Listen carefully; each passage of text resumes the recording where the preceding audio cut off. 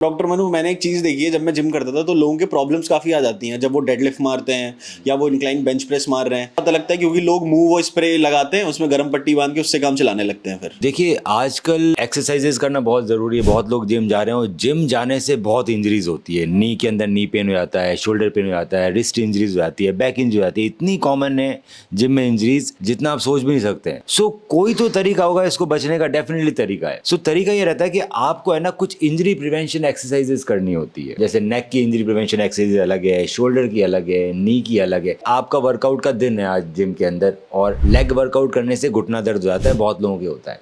पर अगर आप उसी लेग वर्कआउट में कुछ एक्सरसाइजेज ऐड कर दो, वीएमओ ऐड कर दो, स्ट्रेचिंग्स ऐड कर दो, कुछ स्पेसिफिक एक्सरसाइज होती है जो आपको इंजरीज से बचाती है। सो आपको नी पेन नहीं होगा, हो भी रहा होगा तो ठीक हो जाएगा। शोल्डर एक्सरसाइजेज कर रहे हो, उसमें अगर हम रोटेटर कफ एक्सरसाइजेज ऐड कर दें, ई सेंट्रिक मोड में, सेंट्रिक मोड में, डंबल से, थेराबैंड से, उसके साथ साथ हम अपर बैक की एक्सरसाइजेज ऐड कर दें, VWT एक्सरसाइजेज, कुछ नेक की एक्सरसाइजेज, आइसोमेट्रिक्स हो गए, तो इससे क्या होगा, आपके शोल्डर और नेक में जो पेन हो रहा है वो नहीं होगा। लोअर बैक की जहां तक बात आती है तो ज्यादातर लोग डेडलिफ्ट मार लेते हैं, पर डेडलिफ्ट के साथ साथ आपको कैट कैम और मोबिलिटी की एक्सरसाइज करनी है, सिंपल कोबरा भी करना है। सो ये कुछ कुछ चीजें ऐसी होती है जो आपको बहुत जरूरी है इंजरी प्रिवेंशन एक्सरसाइजेज करना, ताकि आपको इस तरह की जिम में इंजरीज ना हो। बेटर ये रहता है कि आप एक अच्छे फिजियोथेरेपिस्ट से कंसल्ट करें, जिसका स्पोर्ट्स इंजरीज में एक्सपर्टीज अच्छा हो, हमारे पास आ सकते हैं। सो हम आपका जिम का शेड्यूल बना के दे देंगे, ताकि आपकी ट्रेनिंग भी चलती रहे और आपको इंजरी हो नहीं जिम में। यही सबसे ईजी मेथड है। सो डॉक्टर मनु, मैंने देखा है कि जिम में ना लोग ज्यादातर मोबिलिटी पे ध्यान नहीं देते हैं। नॉर्मली आते हैं, अपनी एक्सरसाइजेज शुरू कर दी, उसके बाद में जैसे एक्सरसाइज खत्म करी बिना कार्डियो के चले गए। तो इन सारी चीजों का लाइफ पे क्या असर पड़ता है? जब भी मैं एक्सरसाइजेस की बात करता हूँ जिम के अंदर, डेफिनेटली स्ट्रेचिंग्स और मोबिलिटी पे बहुत ध्यान दिया जाना चाहिए, नहीं तो आपको इंजरीज होगी और मसल भी इतनी ग्रो नहीं करेगी। सो एक बहुत हाई एंड लेवल के जो एथलीट्स होते हैं, बॉडी बिल्डर्स होते हैं, वो बहुत टाइम बिताते हैं स्ट्रेचिंग करने में, ताकि मसल सपल बनी रहे, इंजरी फ्री रहे। सो कौन सी स्ट्रेचिंग करनी चाहिए, कब स्ट्रेचिंग करनी चाहिए, कैसे करनी चाहिए, ये सब बड़ा ही स्पेसिफिक है, कैसे भी नहीं कर सकते। सो अगर आपका लेग का वर्कआउट है तो आपको एक्सरसाइजेस चालू करनी है सिंपल स्क्वाट से, जिसमें कोई वेट नहीं हो, फ्री वेट स्क्वाट से चालू करना है। वो एक वार्म अप भी हो जाएगा और आपको इंजरीज भी कम होगी। फिर आपको लेग का सारा शेड्यूल करना है, जिसमें आपको सारी मसल्स कवर करनी है, हैमस्ट्रिंग भी करनी है, क्वाड्रिसेप्स भी करनी है, वीएमओ भी करनी है, बैलेंस ट्रेनिंग भी करना है, ई सेंट्रिक मोड में भी एक्सरसाइजेस करनी है। आप चाहते हैं कि आपकी बॉडी ज्यादा बिल्डअप, मसल ज्यादा ग्रो करे, सो ध्यान रखिए 2 फेज रहते हैं एक्सरसाइज किसी भी सेट के, ये सेंट्रिक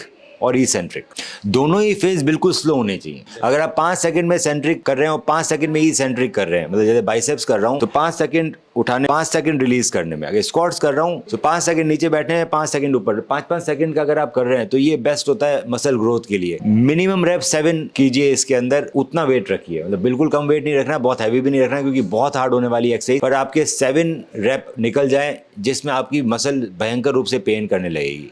8-9 निकाल लें तो बहुत अच्छी बात है। उस तरह का वेट रखिए और स्लो रखिए। उसके बाद हमें स्ट्रेचिंग करनी है वर्कआउट खत्म होने के बाद, और उसके बाद आप कई बार कार्डियो कर सकते हैं। मैं जनरली कार्डियो के अंदर प्रेफर नहीं करता ट्रेडमिल वगैरह, मैं सोचता हूँ बाहर रनिंग इंपॉर्टेंट है। सो केटल बेल से आप बहुत सारी एक्सरसाइजेस कर सकते हैं जो आपको कार्डियो की तरह बेनिफिट करेगी, उल्टा ज्यादा वेट लॉस करेगी, ज्यादा मसल बिल्डअप करेगी, ज्यादा बेटर रहेगी। सो ये एक बेसिक रिजीम है जो आप फॉलो करके इंजरी से बच सकते हैं और मसल ही बिल्डअप कर सकते हैं।